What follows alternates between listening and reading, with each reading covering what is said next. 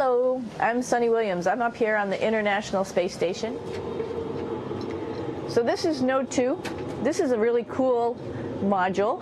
Of course, most of these modules you'll see they have 4 sides and they're put together. That way we could sort of work on a flat plane, either a wall, a floor, another wall, or the ceiling. But you know, again, all you have to do is turn yourself and your reference changes. The reason I'm bringing that up is because this is where 4 out of 6 of us sleep. And so people always ask about sleeping in space. Do you lie down? Are you in a bed? Not really, because it doesn't matter. You don't really have the sensation of lying down. You just sit in your sleeping bag. So here's one sleep station right here. I'm going in right now. You can follow me if you want. So I'm inside. It's sort of like a little phone booth, but it's pretty comfy. I've got a sleeping bag right here that we sleep in, so we don't have sort of like a little bit of a cover. We don't fly all over the place. But you know, you can sleep in any orientation. I have it sleeping, feeling like I'm standing up right now, but like you saw, I'm on the floor. But it doesn't matter if I turn over and I sleep upside down. I don't have any sensation in my head that tells me that I'm upside down, so it really doesn't matter. The sleep station is also like a little office. We've got a computer in here. As you can see, we've got a couple little toys. I've got some books. I've got some clothes and other things that make it sort of like home. I'm coming out. And just for reference, that's one sleep station. This one's another. Right here. There's one on the ceiling, if you want to call it. Right here. And then there's a 4th on the other wall over here. So all of us sleep in a little bit of a circle. All right, come on back. There's more to show you.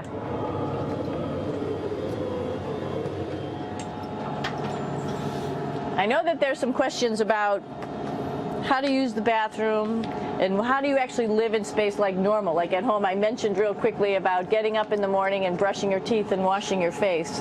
Well, how do you do that? Well, here is the bathroom essentially. You get up in the morning and we have a little kit and it has all the essential things that you need, like your toothbrush and toothpaste and brush. See how much better the brush makes my hair look? I'm just joking. It still stands up straight. It doesn't matter where you are. It's always going to stand up straight while you're up in space. A lot of people ask about toothbrush and toothpaste. So, luckily enough, toothpaste, you can do it upside right this way, is sticky, and so it sticks to your toothbrush. No problem. Another cool thing is that water sticks to your toothbrush too. If you can see it, I'll have some water come out. The water is pretty neat up in space. It'll stick to your toothbrush and it will make a big bubble, and that's just by surface tension. And then you can drink it. So a lot of people ask about what do you do with the toothpaste after you brush your teeth.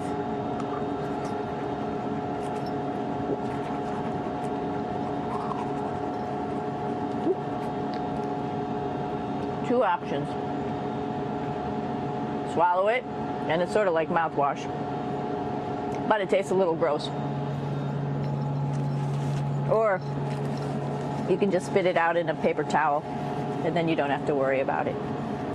Swallowing thing I wouldn't recommend at home. I'm only up here for 4 months, so it's not that bad. One of the most pressing questions about living in space, of course, is the bathroom. So let's take a look at that little piece of work. Come on in.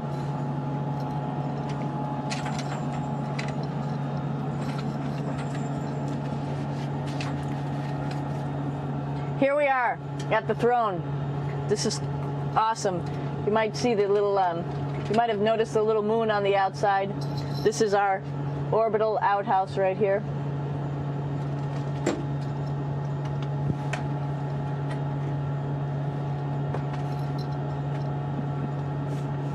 And of course, it serves for two functions. Number 2, right here. I'll show you. But you see it's pretty small, so you have to have pretty good aim, and you be ready to make sure things get let go the right direction. And it smells a little bit, so I'm closing it up. And that's, of course, for number 2. And this guy right here is for number 1. So they're sort of two slightly separate functions, but you can do a little, essentially both, by hanging on right here and doing number 1 and number 2. I might add it's color coded, so you really don't get it mixed up, which is nice. This is yellows for number 1. And also there's a selection of paper. People always ask about toilet paper. What do you do with toilet paper? What kind of toilet paper do you have? We have gloves, just because sometimes it does get messy. We have some Russian wipes, which are a little bit coarse if you like the coarse type of toilet paper. We have some nice tissues, which are nice and soft if you like soft toilet paper. We have Huggies, just for any cleanup. You know, we were all babies once, and this sort of helps. And then if things get really out of control, we have disinfectant wipes, just to make sure we clean up here. Because, you know, just like the water I showed you, the number 1 stuff can sort of go all over the place if you don't aim correctly. And did I mention both of these have a little bit of suction, so they should keep things going in the right direction. But like I said, sometimes things get a little out of control if you are out of control yourself flying around. So we have lots of protective stuff. And of course, you do have your privacy. There's a little door, so other people know that you're in there. Here's a pretty cool place. This is sort of like in your house where everybody meets in the morning. After you wash your face, brush your teeth, you want to find something for breakfast. And this is our kitchen. You might notice there's all sorts of foods here. It's like opening the refrigerator. You got all your different stuff that you want to have: drinks, meats, eggs, vegetables, cereals, bread, snacks. And that's a good place. That's where you find all the candy. Side dishes, and then some little power bars just in case. So we have all this type of food. Some of it is dehydrated, and so we have to hydrate it, fill it up with water. Some of it is already made, and then all we have to do is heat it up. So something like this, I'm pulling out barbecued beef brisket. Pretty yummy. Not only is this food made in the U.S., but we also have food here from Japan. We've got Russian food. As you can see, all these red containers are filled with food that's from Russia. And then we get some of our specialty stuff, some things that we like, some of our favorite stuff that your family can send up. In fact, I like fluffernutters, and so I got sent up some fluff so I could make my fluffernutter with peanut butter. So you have a lot of food up here, no problems. Now, I'm going to say where we are. So right now, we're in the Japanese laboratory. It's one laboratory out of many here on the International Space Station. It's actually on the left-hand side. If I was International Space Station and I was flying through space like this, my left hand would be where the Japanese laboratory is.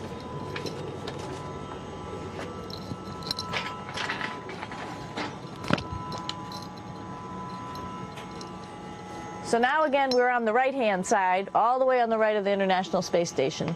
This is Columbus, the European module. It has science experiments all over. You could see it looks a little bit crowded. And here we do a lot of our medical experiments.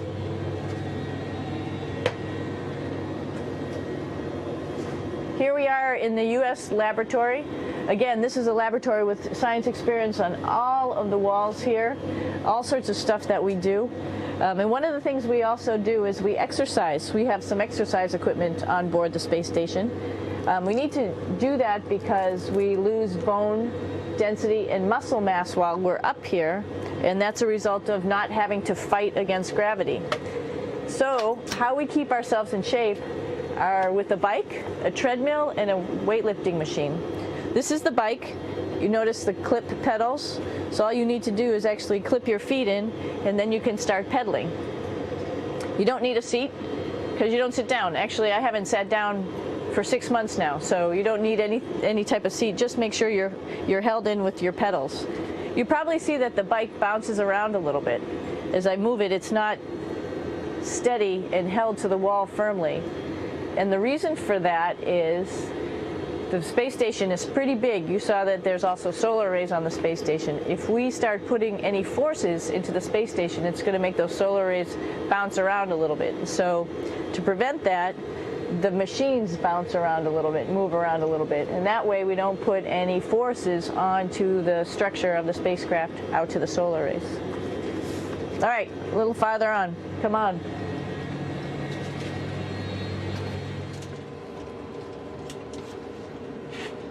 I'm here with my two buddies in the airlock. Actually, these are two spacesuits that are ready, primed up to go outside, as we call it, to go do a spacewalk in case we have to do anything outside. Some of the things we do outside are just like inside, repairs. We have a lot of electrical boxes and machinery and solar arrays, in fact, that I talked about earlier, that are outside, and sometimes they don't work quite right. Remember, space is really cold and really hot, and it's also the vacuum of space with no pressure, and so some of the equipment doesn't work well all the time. So we might have to go out and do a spacewalk. Right behind me is actually the hatch that you go out into space, and right now we have it filled up with a couple other spacesuits because we've got 4 of them up here and some of our tools. But right behind here is the hatch in which you actually go right outside into the vacuum of space. The spacesuit is pretty big, as you can see. It's like being a football player. Part of the reason it's so big and bulky is because of this backside, this backpack. It's like going on a hike with a backpack, but the backpack and the suit weighs about 300 pounds. Luckily in space, nothing really weighs anything, so you don't feel that it's so heavy. But we need to have such a big suit because that guy back there is essentially the heart of the spacecraft. I call this actually a spacecraft. It has all the oxygen for you. It has all the carbon dioxide removal system for you. It also has a heating and cooling system to make sure to regulate our body temperatures while we're outside.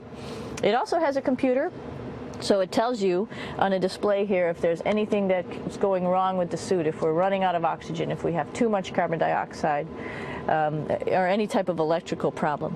So it's a pretty awesome little spacecraft, and actually got to go out, use my little spacecraft a couple times, and it worked like a charm. Lucky that it works very nice. You might want to see what the helmet looks like. It's pretty cool too. We don't usually go out like this, so you usually can see when the helmet's open. So you can see what it looks like inside. Somebody's little head would be inside of here. So you can see, you can turn your head all the way around while you're inside of there, but the helmet stays still. So that's determines your how far you could see. And it's usually pretty sunny out there, so we have to wear our sunglasses, and this is our sunglasses right here, which make you look pretty cool.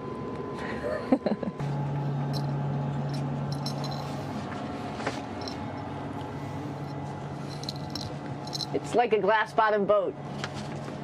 This is the cupola. It sticks down below the space station.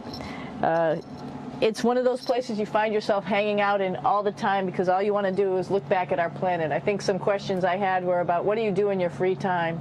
And you can't help but want to just come to the cupola and look outside as much as you can. And a lot of folks, I play this game with myself about where we're flying over the Earth. Try to come in here and just guess. After being here for a little while, you can sort of figure it out. You can tell different cloud types over different continents. You can tell different soil types over different continents. So let's see. And then, of course, there's a lot of ocean. So usually we're over the ocean at first glance. I will tell you in just a moment where we are.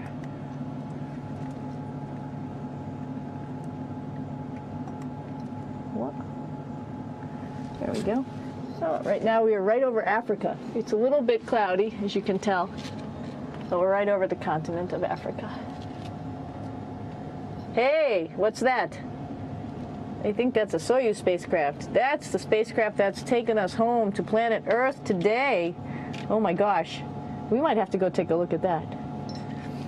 That's pretty cool. It's a little bit smaller than the rest of the spacecraft, the space station, so you'll see if we go there, it'll be a little bit more crammed.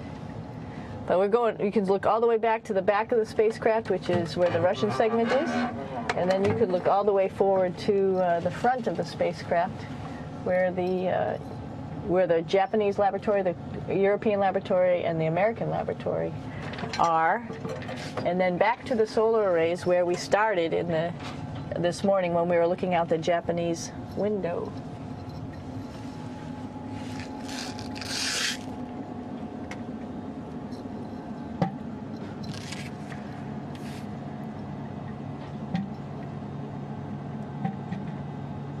So other questions that were here are, what would you recommend as a job, if so, and to what type of person would want to be an astronaut? I think people who would like to explore, of course people who like math and science, that's what this is all about. We have people in the office who are doctors, teachers, veterinarians, engineers, pilots, so all sorts of people become astronauts, and I think if you see it's just sort of cool, so I think people who like to do a little adventure and like to do cool stuff probably usually become astronauts. Hey, one thing I didn't show you, or I talked about but I didn't show you, was the exercise, another piece of exercise device, which is the advanced resistive exercise, and that's what this is right here. This is ARED, and you could probably see this bar.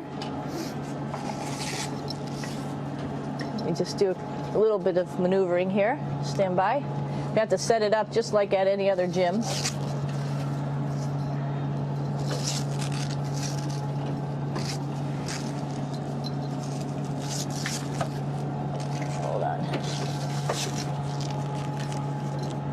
Show you how this works.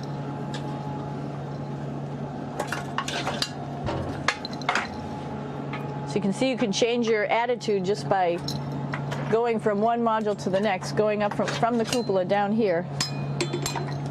This is what we call the ARED, and with this you can lift weights based on vacuum in these cylinders, just like you do at home at a gym. For example, if I wanted to do a squat, I could do it like this. Oops. I should need some weight on this thing. I'm not lifting with anything, so it's too easy. One of the cool things you could do things that you can't do at home. For example, single leg squats with just one leg, because the other leg, you won't fall over. So all sorts of stuff. You can also do bench press. We have a bench that we could add on here, so you can work on your beach muscles.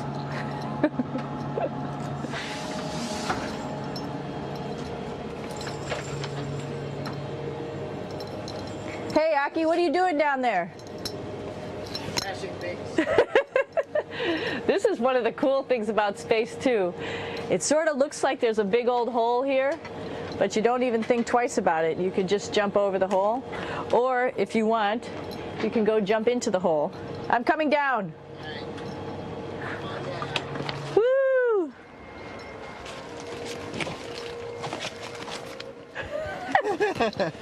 Then you can come right back up again, like Superman. Woo!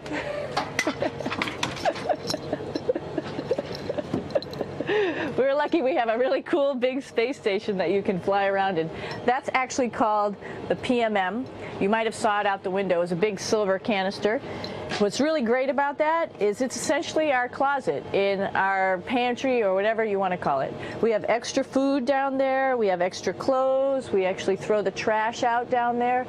So it's nice and organized, and we have all of our stuff that we need while we're working in all these other modules all stowed in this location down here. And it's a lot of fun to play in. So we're going into the Russian segment. Be ready. You don't need a passport either.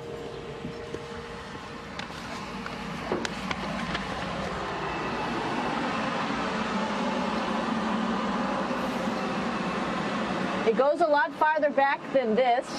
We'll go take a trip and say hello to the boys down there in just a minute.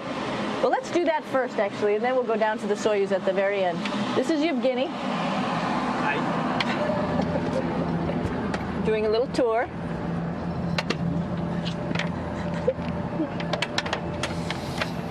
This is the FGB, and what's cool about this module, it is actually the very first piece of the space station that came up in 1998. The space station has been around for about now manned for 12 years, but it's been up in space for about 14 years. And this was the very first. It is like the Russians' PMM. It has a lot of storage, as you can see.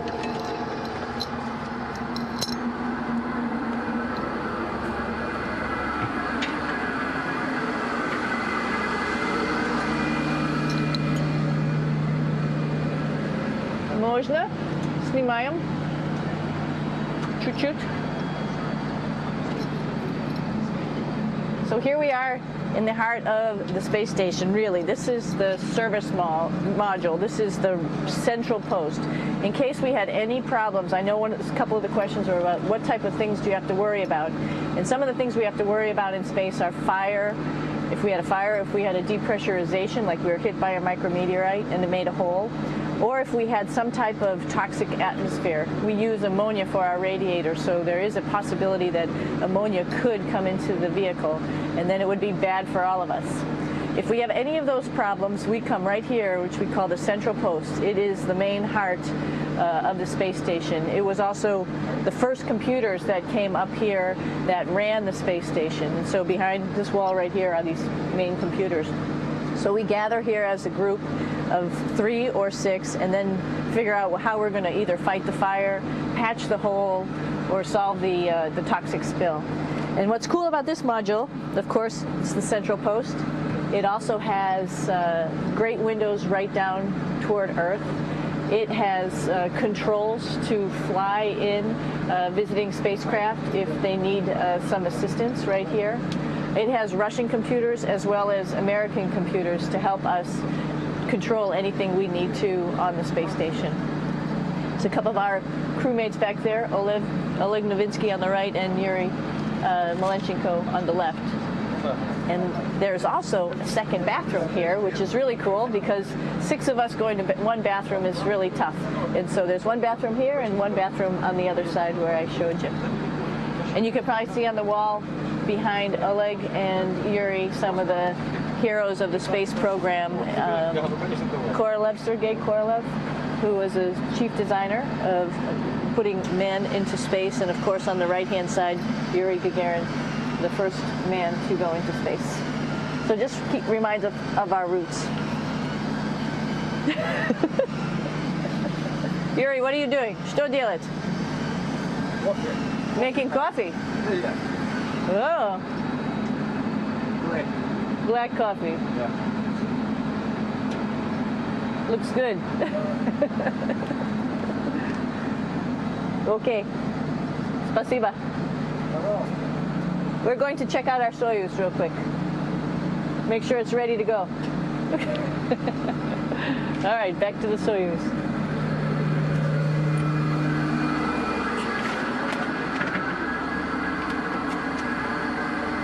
I'm going to stop here just for a quick second. You can see on the Russian spacecraft there's also other modules that stick out, down, and above. Right here is, let's see, I'm trying to be oriented. That's a place where we do spacewalks from for the Russian side. There's Russian spacesuits in here, and also a visiting vehicle which brought fruits and vegetables and becomes a trash container when we undock. Up on this side is also a future place where they're going to do spacewalks from, and connected to it is Kevin's, Oleg's, and Yevgeny's Soyuz spacecraft. And now let's go see ours. Whoop. Извините. No problem. Это пробка.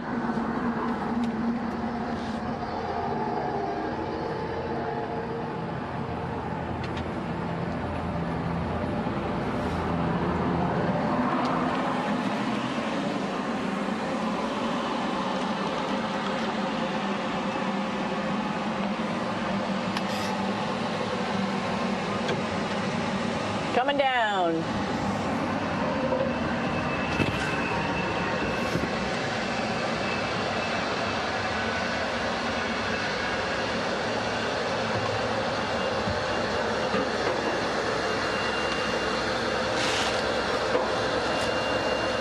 It's a little tricky getting in here.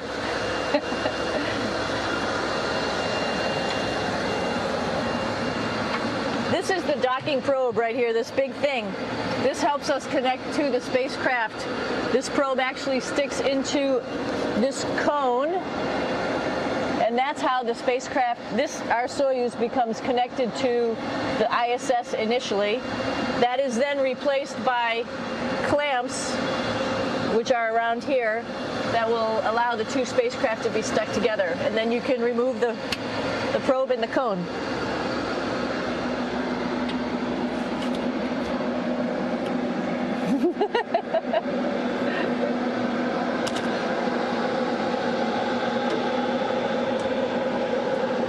You okay? All right, so here we are in the Soyuz. This is what we call the BEO, the living compartment, bytovой отсек in Russian. It also has a little bathroom. It's not as good as the other bathrooms, so we try not to use it too much. It has drinking water in it if we need something to drink. And then, of course, it's filled up with a lot of cargo for us. Bringing up and also bringing back down. It has a second purpose when it comes back to Earth. It serves as a garbage container. During the descent, we'll get rid of this area right here, and everything that's in it will just burn up as it's coming into the atmosphere. So that way we can get rid of a little bit of trash. But the main area where we were on launch and where we're going to be on descent is down here, because we're not part of the trash. So we're in a safe place. So we're in the descent module, SA.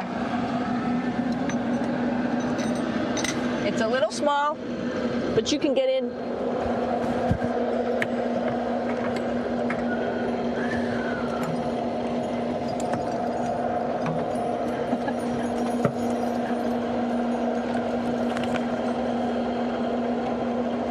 Not sure how well you could see in here. Hold on for a second. I'm going to turn it up this way, just so you could see the hatch and you could see Kevin. It's a little bit small, but we'll come in and show you around. You coming in? Probably not. Okay.